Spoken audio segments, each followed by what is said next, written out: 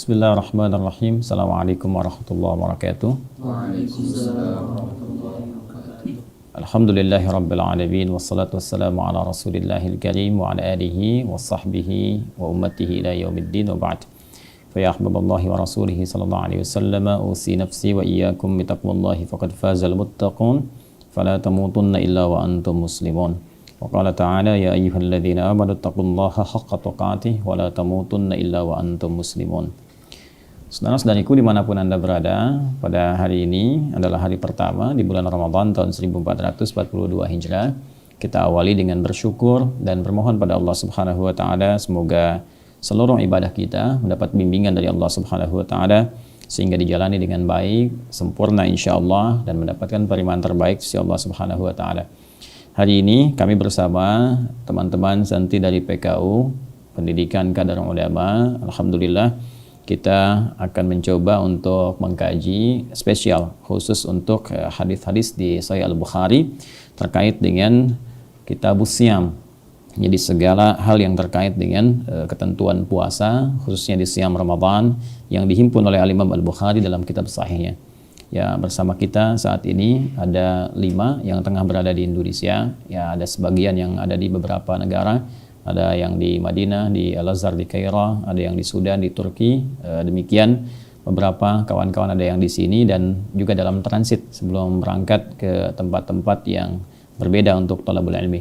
Memohon doa dari teman-teman semua, semoga adik-adik kita, teman-teman dari santri mendapat bimbingan dari Allah Subhanahu wa taala dan menjadi ulama untuk ke depan, menggantikan ulama-ulama kini dengan kualitas yang lebih baik insyaallah. Baik, sudah siap ya? Kita insyaallah mengaji. Nanti untuk edisi pertama teman-teman bisa mencatat, mendengar, dan nanti untuk besok masing-masing mulai mengkaji dari kitab ya. Jadi nanti bergantian baca kitab dan saya akan menerangkan insyaallah. Jadi yang kita akan jadi rujukan adalah Sahih Al-Bukhari. Nah, ini yang kita gunakan ini ya. Ini tanpa syarah. Jadi nanti langsung untuk hadisnya saja supaya nanti kita bisa bahas kedalamannya dan juga nanti mengambil referensi dari beberapa syarah ya seperti nanti Ibnu Hajar Al-Asqalani dengan kitab syarah Fathul Bari-nya juga beberapa yang lainnya.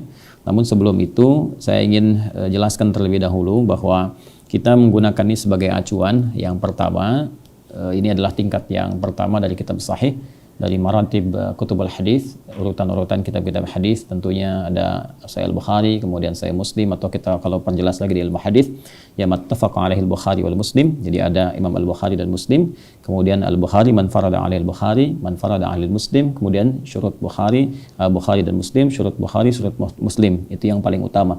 Sebelum ke bawahnya ada sunan-sunan ya. Jadi karena kita dahulukan dulu Sahih Al-Bukhari, dan Sahih Al-Bukhari ini urutan yang paling tinggi untuk kitab hadis dari segi kualitas hadisnya dan validitasnya, tingkat keotentikan, kebenaran dan kepercayaannya. Penting saya sampaikan terlebih dahulu bahwa kitab ini singkatan ya. Sahih Al-Bukhari ini singkatan yang disematkan kepada kitabnya Al-Imam Al-Bukhari. Nama aslinya itu kan Al-Jami', Al-Jami' Al-Musnad ya, Al-Mukhtasar, Al-Jami' Al-Musnad As-Sahih, Al-Mukhtasar min umuri Rasulullah sallallahu alaihi wasallam wa sunanihi wa ayyamihi. Ini biasanya dituliskan di bawah ini. Jadi kalau ada keterangan sahih, nah ini di bawahnya ada keterangannya. Al-Jami' Al-Musnad As-Sahih, Al-Mukhtasar min umuri Rasulullah sallallahu alaihi wasallam wa sunanihi wa ayyamihi. Nah, ini penting teman-teman ketahui bahwa di dalam kitab hadis itu nanti ada kitab Jami', ada kitab Sunan, ya kan? Ada kitab Musnad, ada kitab apa lagi? Mu'jam. Ya, nah itu setidaknya ada 4 yang paling utama. Jadi Jami', Sunan, Musnad, satu lagi apa? Mu'jam. Nah, itu penting kita ketahui untuk menentukan pola belajar kita sekaligus mengambil manfaat dari kitab hadisnya. Karena penamaan ini nanti menunjukkan ya arah hadis itu atau topiknya disusun berdasarkan topik-topik apa gitu. Nah, kalau Jami' biasanya itu menunjukkan kitab hadis yang mengumpulkan informasi umum. Ya, jadi masih luas berdasar susunannya itu masih umum. Jadi baik perkaranya tentang iman, tentang fiqih, gitu kan, tentang kehidupan muamalah misalnya. Karena itu di kitab Jami' nanti kumpulannya, susunannya itu mengumpulkan bab-bab tentang kehidupan secara umum. Seperti di Sahih Al-Bukhari ini disebut dengan Jami', ini mengumpulkan setidaknya 97 bab. disebutnya kitab nanti ya, 97 topik yang tercantum di kitab ini. Jadi setiap topiknya nanti ada pembahasan yang berbeda-beda. Misal pertama kitab Badul Wahyi ya, tentang bagaimana turunnya wahyu untuk menetapkan kerasulan Nabi Muhammad SAW. Yang kedua kitabul iman ya, kemudian ada kitabul ilmi, terus nanti sampai juga kita belajar sekarang kitabul shaum. Nah, ini setiap kitabnya berisi banyak hadis. Saya kitabul iman ada 57 hadis ya. Jadi kalau kita lagi lemah iman, pengen kita kuatkan lagi ya, supaya kita imannya kuat, nggak turun-turun. Nah itu kita bisa kaji kitabul iman. Jadi kita bahas, keluarkan amalan apa yang bisa menguatkan iman. Itu kurang lebih seperti itu. Nah, beda dengan sunan. Kalau kutubul sunan, ya kutub as-sunan, itu kitab-kitab hadis yang disusun berdasarkan tema fikih. Ya urutan fikih. Makanya kalau kita lihat di kitab-kitab sunan, itu dibuka misalnya dengan babut taharah, gitu kan? Tadi bab taharah, kemudian masuk tentang penjelasan tentang air, tentang wudhu, gitu kan, baru kemudian ke sholat dan seterusnya. Jadi kitab hadis yang disusun berdasarkan tema fikih atau urutan fikih disebut dengan apa? Sunan. Ya, makanya kita temukan misalnya Sunan Abu Daud, gitu kan, Sunan An-Nasai dan seterusnya. Nah, jadi kalau Anda mau mencari referensi terkait pembahasan fikih, itu paling tepat langsung ke kitab Sunan. Ya, kitab sunan. Jadi jangan terjebak, oh ini nggak sahih, belum tentu juga. Ya, karena sahih yang dimaksud urutan ini nanti ada tentang sanad ya. Jadi kalau kita mau cari sanad yang paling sahih, sanad itu urutan yang sampai kepada Nabi SAW, informasinya. Imam Al-Bukhari kan lahir tahun berapa? 194 Hijrah, ya kan? Wafat 256 Hijrah. Artinya kan nggak ketemu Rasulullah kan? Harus diurut tuh sampai ke Nabi. Nah, beliau ini yang mampu mengurutkan riwayat hadisnya itu sampai ke Nabi yang paling sahih, yang paling valid. Ya, jadi ketat sekali kualifikasinya. Jadi kalau kita bicara tentang urutan sanadnya, itu Al-Imam Al-Bukhari tempat yang pertama urutannya. Ya, tapi kalau kita bicara tentang referensi hadisnya di bab apanya, nggak semua ada di Al-Bukhari. Jadi di kitab lain pun banyak yang sahih, ya kan? Cuman kualitas pertama untuk urutan sanad di mana? Al-Bukhari, gitu kan? Cuma nggak semua hadis dihimpun di Al-Bukhari karena masih umum. Jadi kalau kita ingin mencari tentang fikih, langsung aja ke kitab apa? Sunan. Ya, misal di Sunan Abu Daud, ya kan? Ada kelengkapan-kelengkapan terkait masalah-masalah fikih.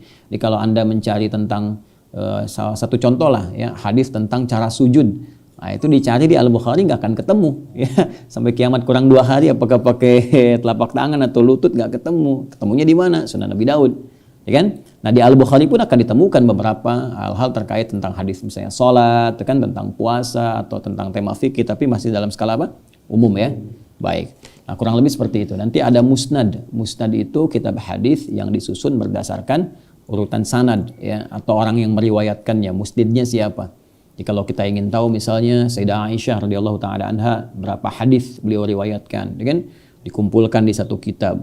Nah, itu kitab musnad namanya, ya. Misalnya sahabat junior Ibnu Abbas radhiyallahu taala anhuma, ya, berapa hadis beliau pernah riwayatkan. Itu kita cari kemana? Kitab musnad. Jadi kalau teman-teman mau mencari kitabnya atau hadisnya kumpulan Ibnu Abbas saja semuanya, saya pengen belajar. Nah, langsung aja ke kitab musnad.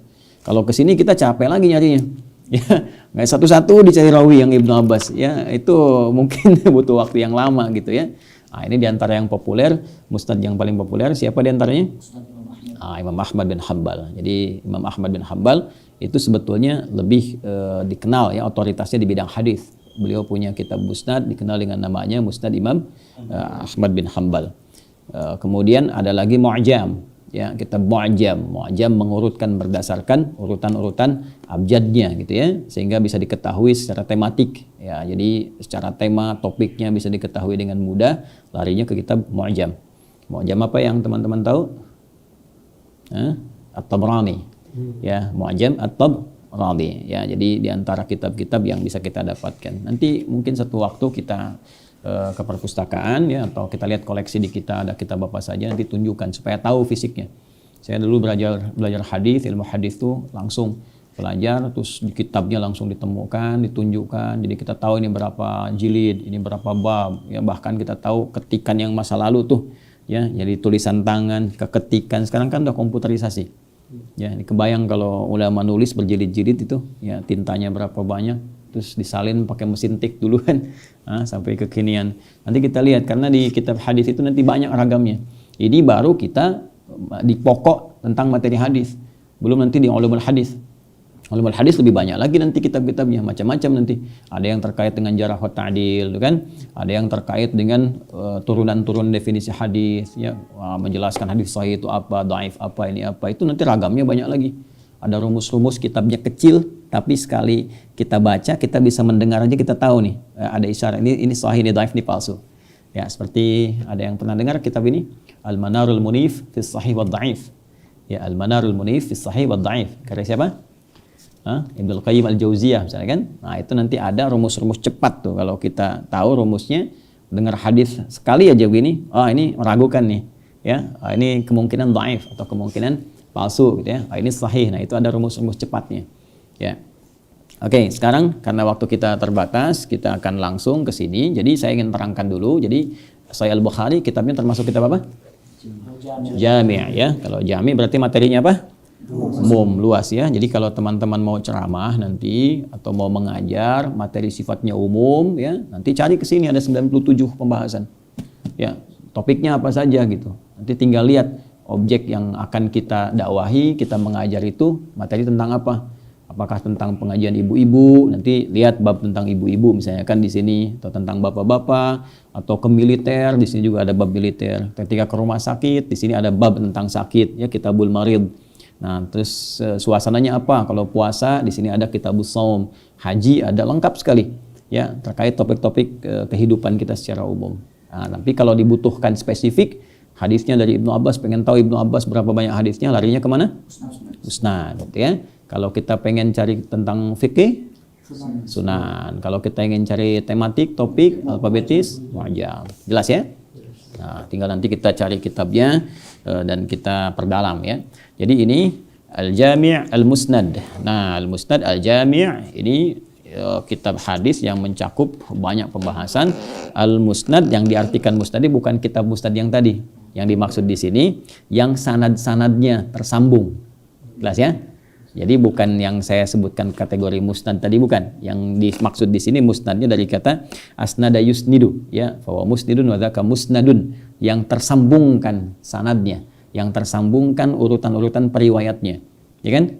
Al-Jami' Al-Musnad, kitab ini berisi panduan kehidupan yang luas, 97 pembahasan yang tersambungkan orang-orang yang meriwayatkannya ya, as-sahih, secara sahih. Jadi diteliti. Kalau orang-orang bermasalah yang meriwayatkan, nah, maka hadisnya nggak diterima oleh Imam Al-Bukhari. Bahkan nanti ada kisah yang sangat populer kan? Pernah dengar ya kisahnya? Imam Al-Bukhari mau ngambil hadis, disebutkan satu tempat, udah jauh-jauh berangkat ke situ, ya ternyata orangnya sedang bermain dengan hewan ya. Ada yang menyebutkan ayam, menyebutkan keledai gitu kan. Jadi dia mempermainkan kayak mau ngasih makanan, gitu kan? Nah, udah datang hewannya ternyata nggak dikasih makan. Maka beliau balik lagi.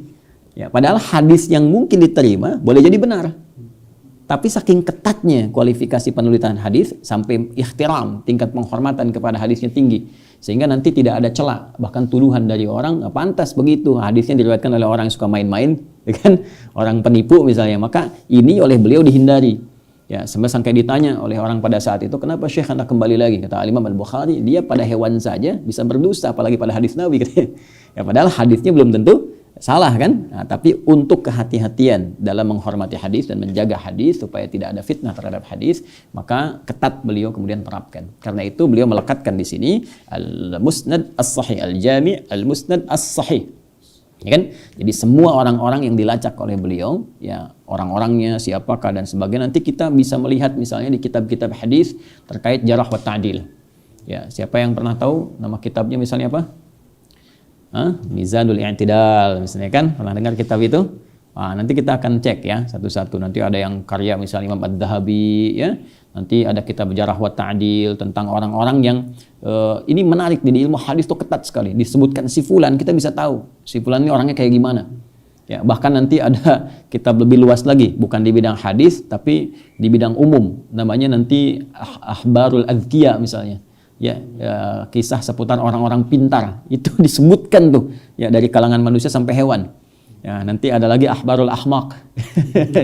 Info seputar orang-orang bodoh gitu. Itu disebutkan juga. Di Islam tuh komplit gitu. Jadi nggak ada yang fiktif sifatnya. Termasuk para perawi hadis, kalau nanti teman-teman lihat ini kualitas ya. Saya misalnya bacakan satu hadis begini. Al-Imam Al-Bukhari kan nggak berjumpa dengan Nabi ya. Ya, kita kan biasa ngaji Quran. Itu ada yang spesifik, ada kitab juga di sini nanti tentang Fadailul Quran. Jadi keutamaan Al-Quran. Nanti ada Imam Al-Bukhari menerima hadis dari misalnya Hajjaj bin Minhal, ya Al-Bukhari menerima dari Hajjaj bin Minhal. Hajjaj bin Minhal menerima dari Syu'bah. Syu'bah menerima dari Alqamah bin Marthad. Alqamah bin Marthad menerima dari Sa'ad bin Ubaidah. Sa'ad bin Ubaidah menerima dari Abu Abdurrahman As-Sulami. Abu Abdurrahman As-Sulami menerima dari Uthman bin Affan radhiyallahu taala anhu. Uthman bin Affan radhiyallahu taala anhu menerima dari Rasulullah sallallahu alaihi wasallam. Jadi ini yang disebut dengan sanad. Nah, ini setiap orangnya itu dicari. Jadi celak sedikit aja belum tentu diterima hadisnya. Misalnya Hajjaj bin Minhal itu siapa? Ya, ada celaknya enggak? Kalau dia pernah iseng-iseng atau pernah bicara yang enggak tepat atau ngarang-ngarang banyak cerita sehingga enggak bisa dibedakan mana hadis, mana ceritanya, maka dihukumi nanti hadisnya berbeda, bisa disebut matruk. Ya, kalau dia pernah punya celak, misalnya punya aib, ya, berbuat sesuatu yang tak pantas atau pernah minum yang haram, walaupun kembali lagi itu nanti mungkar statusnya. Apalagi yang ngarang-ngarang misalnya kan, sehingga nanti definisi ilmu hadis dalam kitab-kitab hadis tentang hadis sahih sangat ketat. Mattasala isnaduhu binaqlil adlid dhabiti anil adlid dhabiti min ghairi syuzudin wala illatin qadihatin. Ya, pernah dengar itu? Ya, hadis sahih mattasala isnaduhu, yang bersambung semua sanadnya, ya, anil adlid dhabiti, dari orang yang kualifikasinya satu adil. Ya, kemudian dhabit, adil sudah dipahami, ya, keagamaannya bagus gitu kan. Kemudian dhabit, kuat hafalan. Jadi kalau nah itu turun statusnya. Nanti dari sahih jadi hasan. Ya, kemudian kemarin koma sekarang titik. Nah, itu juga bisa turun statusnya. Ya, jadi kalau hafalannya harus lancar, nggak nah itu dhabitnya berkurang. Ya, anil adl dhabiti terus, ya, min ghairi syudzudin wala illatin qadihah, ya, tanpa ada celak-celak yang melekat pada kepribadiannya ataupun celak-celak umum yang dianggap itu sebagai celak yang buruk gitu. Nah, itu saking terhormatnya hadis sehingga orang-orang yang meriwayatkan pun harus terhormat. Kemudian diteruskan lagi, ini isinya mukhtasar, jadi singkat. Ya, jadi nggak ada syarah dari beliau, singkat aja. Ya, ini tentang hadisnya, walaupun dijelaskan itu paling singkat saja, sehingga nanti dari sini banyak syarah. Ya, seperti yang paling populer itu ada syarahnya Ibnu Hajar Al-Asqalani, ya, Imam Ibnu Hajar Al-Asqalani, nama kitabnya apa? Fathul Bari. Fathul Bari fi Syarah Sahih Al-Bukhari. Berapa jilid? 18 jilid. 18 jilid. Nanti kita lihat saat ngaji nanti saya ada koleksi, nanti kita bisa lihat. Nah, jadi di sini karena mukhtasar itu singkat, nggak bertele-tele, karena itu pun kita nanti membahasnya akan baca. Nah, ini biasanya nanti kita akan terangkan urutannya bagaimana di Al-Bukhari itu, penguatan dalilnya sampai nanti banyak disyarah oleh para ulama. Min umuri Rasulullah sallallahu alaihi wasallam wa sunanihi wa ayyamihi. Jadi di dalamnya ini berisi tentang perkara-perkara kegiatan-kegiatan Rasulullah sallallahu alaihi wasallam. Jadi kegiatan Nabi itu dihimpun oleh beliau jadi 97 topik, ya, dalam kehidupan Nabi, disarikan dalam kitab ini. Termasuk sunnah-sunnahnya, jadi keseharian Nabi dan sunnah-sunnahnya. Jadi ada di sini. Nah, itulah kemudian nama kitabnya Al-Jami' Al-Musnad As-Sahih Al-Mukhtasar min umuri Rasulullah sallallahu alaihi wasallam wa sunanihi wa ayyamihi. Nah, maka untuk menyingkat, karena nggak semua orang bisa menyebut itu secara panjang, banyaknya disingkat. Ya, kayak orang Indonesia kan, ya. Ihsan, san gitu, ya. Begitu kan. Faf gitu kan. Tapi kalau kitab hadis untuk menyingkat kitab sahih. Nah, untuk memudahkan sahihnya siapa? Al-Bukhari. Ya, untuk membedakan dengan Sahih Muslim misalnya, ya, ada kitab sahih lagi yang lain, apa contohnya? Ya, Al-Mustadrak itu kitab sahih. Mustadrak itu karya siapa? Nah, coba siapa, ayo? Al-Hakim An-Naisaburi. Ya, Al-Hakim An-Naisaburi. Baik. Ayo kita masuk, ya, karena sekarang sudah kita masuk ke suasana Ramadan. Ini hari pertama kita pelajari Bismillahirrahmanirrahim, Kitabus Shaum. Ya, kitab As-Shaum. Kitab As-Shaum itu nomor 30. Ya, di urutan dari 97 topik. Ya, jadi pertama kitab Badul Wahyi, kedua kitabul Iman, ketiga kitabul Ilmi, nanti ke-30-nya kitab As-Shaum. Baik, saya pernah terangkan begini. Ada Shaum, ada Siyam. Ya, itu berbeda. Itu berbeda secara detailnya. Ya, secara detailnya. Shaum dan Siyam. Nanti saum itu hanya sekali disebutkan dalam Al-Quran. Ada yang ingat surat apa? Coba ayat-ayat yang ada saumnya. Itu Siyam. Ya, saum. Coba yang ada saumnya. Cuman sekali di Quran. Inni nadhartu lirrahmani sauma falan ukallimal. Coba bacakan dari ayatnya, awal ayatnya. Itu Quran surah 19 Maryam ayat 26. Coba. Fakuli washrabi. Fakuli washrabi wa qarri 'aina. Fa imma tarayinna minal bashari ahada.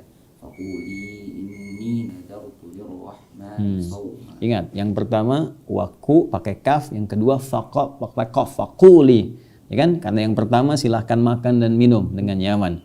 Ya, tapi yang kedua pakai qaf untuk dikatakan fakuli inni nadartu lirrahmani sawma. Itu satu-satunya ayat dalam Al-Qur'an yang menggunakan kata saum. Ya, adapun kata siam nanti disebutkan 9 kali dalam Al-Qur'an. 9 kali. Ya, termasuk nanti puasa Ramadan itu kewajibannya menggunakan kata siam. Di Al-Baqarah ayat 183 itu, ya. Ya ayyuhalladzina amanu kutiba alaikumus siam. Nah, kalau kita bicara saum dengan siam, maka saum itu lebih umum sifatnya. Jadi mencakup semua jenis puasa bermakna menahan. Puasa itu kan arti dasarnya menahan, al-imsak.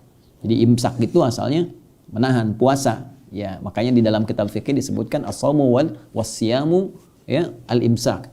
As-shaumu wasyamu fil lughati al-imsak. Jadi yang dimaksud shaum dan siam secara bahasa itu apa? Imsak. Jadi nama lain puasa itu apa? Imsak. Jadi imsak itu apa? Puasa, ya. Jadi kalau sudah imsak artinya sudah apa? Puasa. Imsak, imsak artinya apa? Puasa, bukan makan, ya.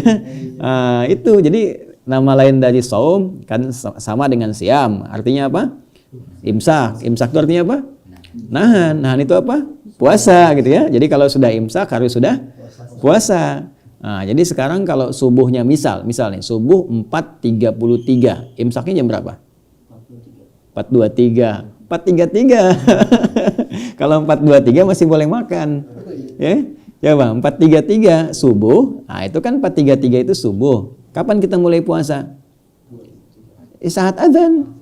Ya. Coba pas adzan. Coba dalilnya apa? Pakai dalil. Al-Baqarah ayat 187. Wa kulu washrabu hatta yatabayyana lakumul khaytul abyadu minal khaytil aswadi minal fajr. Silakan makan dan minum di malam hari, ya kan? Dari mulai maghrib itu sampai terus tibanya apa? Fajar. Fajar itu kan penanda subuh kan?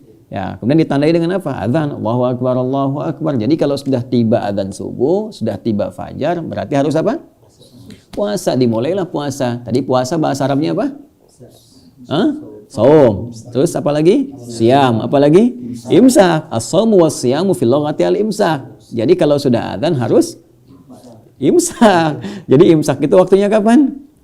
Pas adzan. Jadi kalau 10 menit sebelum adzan itu masih boleh 3 piring, 2 piring, ya, 3 jus alpukat, jus buah naga, ya, naganya Hongkong, naga Cina, silakan. Nah, jadi sebetulnya kalau sebelum adzan itu masih boleh. Jadi mungkin istilahnya saja, karena di kita itu ada istilah yang sebetulnya kalau digali itu tempatnya bukan di situ gitu ya. Cuman karena adat di masyarakat sudah menyebutkan imsak 10 menit sebelum adzan, ya, jadi bayangannya masih boleh makan. Jadi akhirlah kemudian ada kesimpulan kalau imsak masih boleh makan. Padahal kalau dibawa ke dalam nuansa syariatnya, kata imsak itu menunjukkan waktu awalnya puasa. Jelas ya? Nah itu, jadi kita bedakan antara adat dengan syariat. Ya, termasuk di istilah. Jadi ada istilah-istilah yang melekat pada syariat. Itu nggak bisa dibawa kepada adat dan nggak bisa berlaku umum. Ya, ada yang istilah syariat seperti iman, takwa. Iman takwa itu istilah Islam, istilah syariat itu.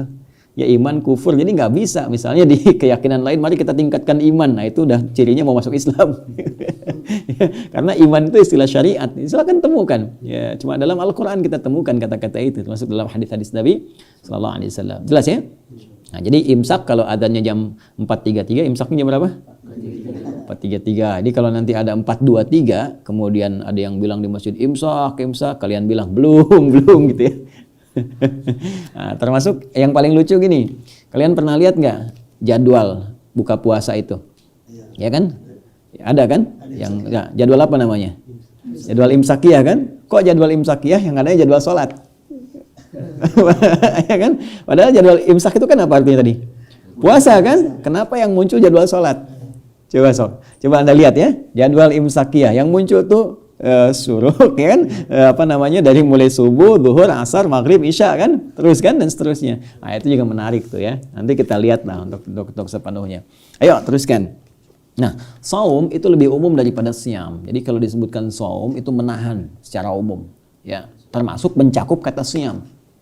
Ya, jadi kalau kita ingin bicara tentang puasa secara umum, baik itu yang ada aturan atau nggak ada aturan, yang nggak ada aturan tuh misal begini, saya mau saum ya, saum nggak makan tapi masih minum, itu bisa disebut saum. Ya, saya saum misalnya nggak mau bicara tapi masih makan minum. Ya kayak Sayyidah Maryam tadi, beliau kan masih makan minum, fakuli washrobi, jadi kan masih ada kan, fakuli washrobi, silahkan makan, silahkan minum, masih makan, masih minum, tapi saumnya apa? Falan ukallima al-yauma insiya, nggak bicara. Ya, jadi misalnya Ihsan ke Faiz misalnya, saya mau saum ya saum apa? Nggak bicara dulu sama kamu misalnya, tapi itu bicara, contoh misalnya itu nanti nggak gitu nggak bicara lagi, ya itu saum, ya. Tapi kalau kita ingin bilang tentang ketentuan yang mengikat pada puasa itu. Jadi puasanya ada syaratnya, ada ketentuannya, nggak boleh sembarangan, kan? Khusus harus ditunaikan. Kalau nggak diikuti ketentuannya bisa batal atau nggak dapat pahala, kan? Maka itu istilahnya langsung spesifik disebut dengan siam. Siam, jelas ya? Nah, jadi ini kalau kita paham tentang ini, kita mengerti bagaimana dahsyatnya bahasa Al-Quran. Ya, Allah kan langsung menyampaikan, ya ayyuhalladzina amanu kutiba alaikumus siam, bukan saum. Artinya puasa yang kita tunaikan itu bukan puasa biasa. Ada aturannya, ada ketentuannya, nggak boleh sembarangan. Karena itu orang-orang yang sembarangan, Nabi menegaskan, Rabba sa'imin laisa lahu min siyamihi illal ju' wal atash. Jadi nggak sedikit ada sementara orang puasa nggak dapat apa-apa dari puasanya kecuali lapar dan haus saja. Ya, karena nggak memenuhi apa tadi? Aturan, ketentuannya. Nah, Al-Imam Al-Bukhari membuka kitabnya dan Kitabus Shaum tidak menyebutkan siam. Kenapa? Karena ini dalamnya akan membahas segala yang terkait dengan saum, menahan. Ya, baik nanti yang terkait dengan Ramadan ataupun nanti di luar Ramadan, ketentuan-ketentuan khusus yang boleh jadi sifatnya nanti akan umum mencakup dalam segala hal yang bermakna puasa atau menahan. Jelas sampai sini? Yes. Baik. Dan ini nanti diawali beliau biasanya dengan nama kitab. Jadi setiap topik itu kitab dulu. Masya Allah ya, kalau kita kan kitab ada satu buku ya. Nah ini di dalam buku, dalam satu buku ada 97 kitab lagi. Nah, nanti di satu kitab ada berapa bab lagi ke bawahnya. Ya, nah ini di setiap bab ada berapa hadis. Nah itulah Sahih Al-Bukhari. Baik, teruskan. Bismillahirrahmanirrahim. Kitabus Shaum. Ya. Kitab yang membahas tentang segala hal yang terkait dengan saum. Wa qaulillahi ta'ala. Ya, adapun yang dimaksud dengan firman Allah Subhanahu wa taala. Ini sebelum kita sampai ke sini saya ingin terangkan dulu. Saya bacakan babnya dulu ya. Tadi Kitabus Shaum, kemudian satu bab wujubi shaumi Ramadan. Bab yang menerangkan tentang kewajiban puasa Ramadan atau siam Ramadan. Baik. Jadi tadi saya katakan pertama kitab, lalu di bawah kitab ada apa? Bab. Ya, jadi topiknya tentang saum secara umum, nanti ada subbab, bab-babnya nanti ya. Ada subkitab bab. Bab ini, bab ini, bab ini. Yang pertama dibahas adalah bab tentang dasar kewajiban puasa. Nah, ini penting sekali diketahui begini. Al-Imam Al-Bukhari itu luar biasa ya. Beliau juga faqih, lughawi juga muhaddits. Ya, dari mana taunya faqih? Salah satunya bagaimana menempatkan pembahasan dalam kitab ini dari susunan babnya dan melihat kepada dalil.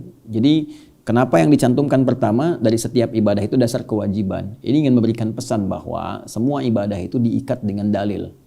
Ya, diikat dengan dalil. Nggak boleh sembarangan orang mengerjakan ibadah, ya kan? Tanpa ada dasarnya, ada dalilnya. Sepanjang itu ibadah ya. Ya, kalau bukan ibadah, perkaranya umum kan mubah.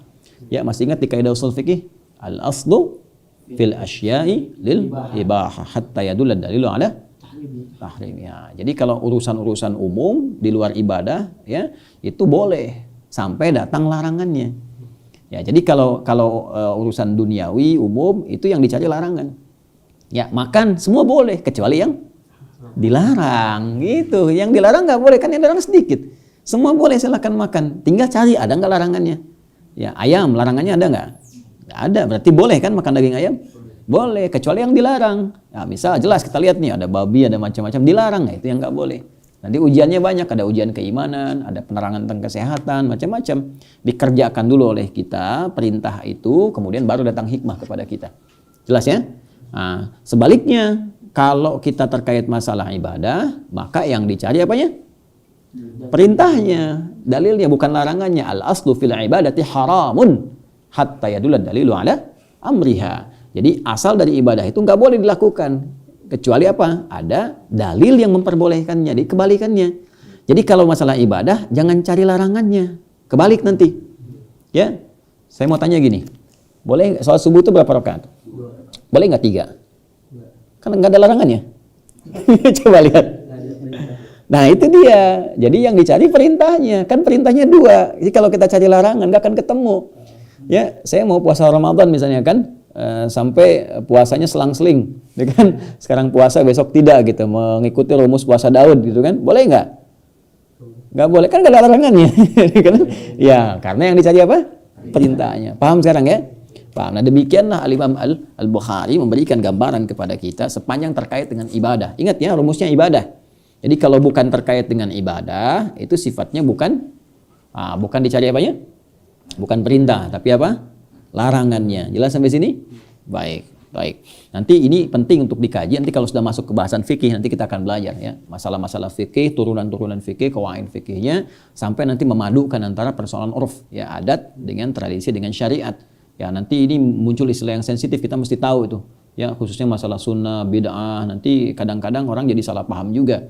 Ya apa yang disebut dengan ibadah, yang kemudian ada 4 pokok ke bawahnya itu, ya. Ada dalil, ada contoh, ada dalil contohnya sementara, ada dalil contohnya samar atau bahkan nggak ada gitu kan. Ada yang dalilnya kelihatan samar, apalagi contohnya. Nah itu semua masih dalam konteks yang dibenarkan sebagai hal yang boleh diikuti dalam konteks ibadah. Nanti contohnya banyak.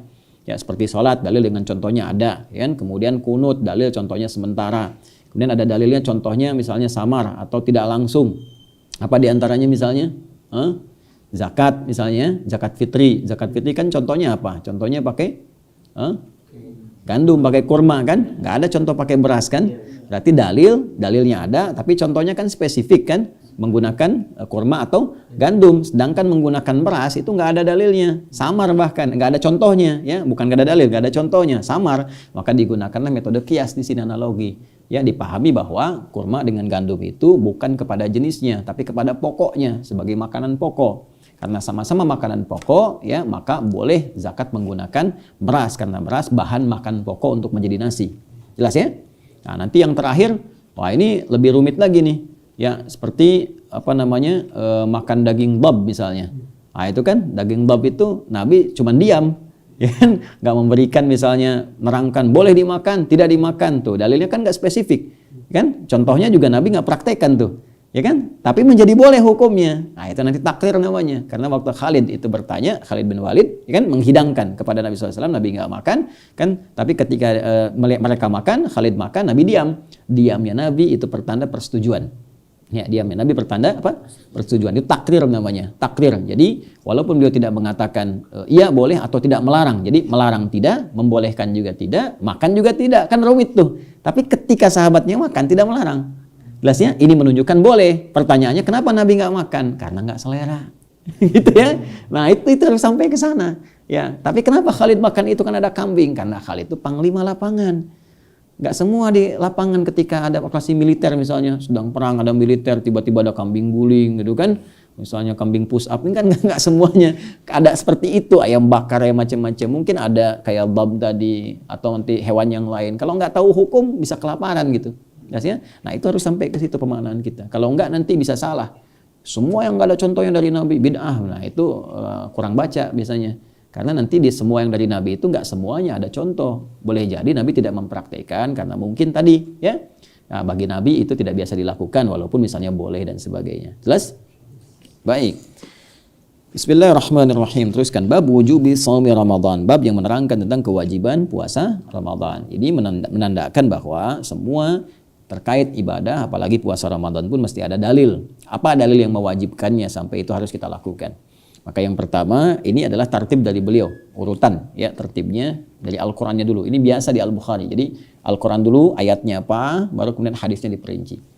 Makanya tadi saya katakan beliau seorang faqih, tahu juga ya lugawi juga karena bisa menempatkan bahasa dengan baik gitu. Wa qaulillahi ta'ala. Dan yang terkait dengan bab kewajiban itu ya adalah firman Allah Subhanahu wa ta'ala, ya. Jadi ini qaulinya bisa badal dari wujub, ya, wa-nya nanti ataf, ya. Bab wujubi shaumi Ramadan, bab yang menerangkan kewajiban tentang puasa Ramadan. Apa yang kewajiban dalilnya itu? Wa qaulillahi ta'ala, ya. Kenapa tidak mengatakan wa qaulu, ya kan? Nah, kalau qaulu nanti dibuka menjadi bab baru. Ya, adapun firman Allah Subhanahu wa taala gitu kan, itu baru kan. Tapi ketika menggunakan wa qaulillah, nah ini adapun firman Allah yang terkait dengan kewajiban menunaikan puasa itu ya adalah sebagai berikut. A'udzubillahi minasyaitonirrajim. Bismillahirrahmanirrahim. Ya ayyuhalladzina amanu kutiba alaikumussyam kama kutiba alal ladzina min qablikum la'allakum tattaqun. Itu di Al-Baqarah ayat 183. Jadi ini bagian pertama, Al-Imam Al-Bukhari mengajarkan kepada kita bahwa dalam setiap ibadah, tuntunan syariat mesti berpatokan kepada apa?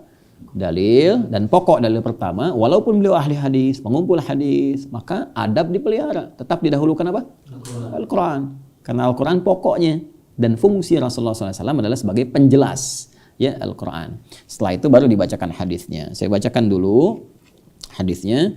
Ya, haddatsana qala حدثنا قتيبة ابن سعيد حدثنا إسماعيل بن جعفر عن أبي سهيل عن أبيه عن طلحة ابن عبيد الله أن أعرابيا جاء إلى رسول الله صلى الله عليه وسلم ثائر الرأس فقال يا رسول الله أخبرني ماذا فرض الله علي من الصلاة فقال رسول الله صلى الله عليه وسلم الصلوات الخمسة إلا أن تطوع شيئا. Kemudian faqala akhbirni ma faradallahu alayya minas siyam. Faqala sallallahu alaihi wasallam syahr ramadhana illa an tatawwa syai'a. Kemudian faqala akhbirni bima faradallahu alayya minaz zakah. Faqala sallallahu alaihi wasallam fa akhbarahu Rasulullah sallallahu alaihi wasallam faqala fa akhbarahu Rasulullah sallallahu alaihi wasallam sara'i al-islami qala walladhi akramaka la atatawwa'u syai'an wa la anqusu mimma faradallahu alayya syai'a. Faqala Rasulullah sallallahu alaihi wasallam aflaha in sadaqa aw dakhala al-jannata in sadaqa. Baik.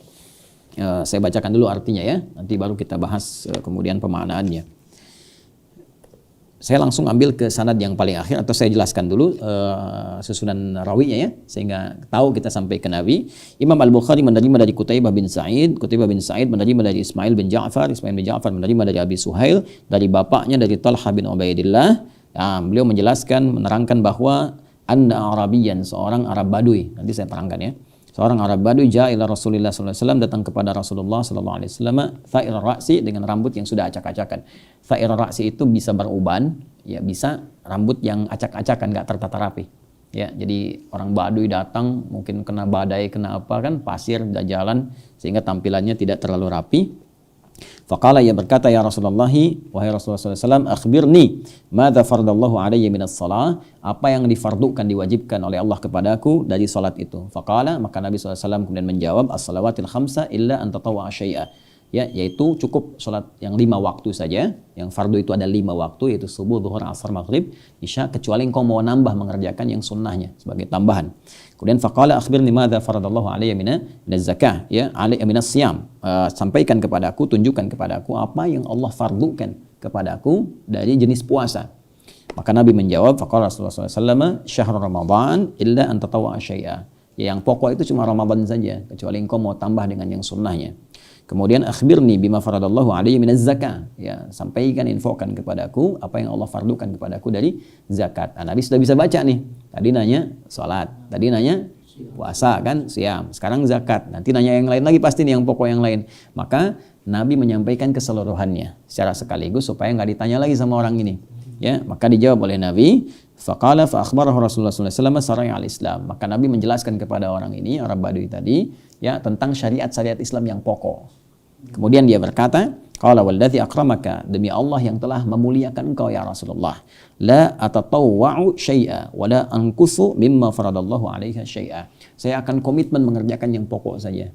Ya, saya enggak bisa nambah dengan yang sunnah, tapi saya pun enggak akan kurangi yang pokok.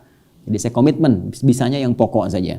Faqala Rasulullah sallallahu alaihi wasallam, maka Nabi pun memberikan komentarnya setelah orang itu mengatakan kalimatnya, aflaha in sadaqa aw dakhala jannah in sadaqa. Kalau dia benar komitmen, dia bahagia dan masuk surga. Nah, apa makna hadis ini dan apa yang terkait dengan puasa? Karena kita baru bacakan terjemahannya. Jadi maknanya bagaimana, kaitan dengan puasa apa, itu insya Allah kita akan teruskan lagi esok hari. Jadi ini dulu yang kita bacakan, mudah-mudahan bisa dipahami. Dan pemirsa dimanapun Anda berada, demikian untuk sementara kajian pokok kita berlangsung dengan agak cepat karena waktu duhur sudah akan tiba. Mudah-mudahan kita bisa lanjutkan kembali dalam keadaan yang baik bila Allah mengizinkan. Semoga Allah menerima apa yang telah kita pelajari. Allahumma taqabbal minna innaka antas samiul alim wa tub alaina innaka antat tawwabur rahim. Subhanakallahumma bihamdika nasyhadu an la ilaha illa anta nastaghfiruka wa natubu ilaik. Wa akhiru da'wana alhamdulillahi rabbil alamin. Assalamualaikum warahmatullahi wabarakatuh. Alhamdulillah.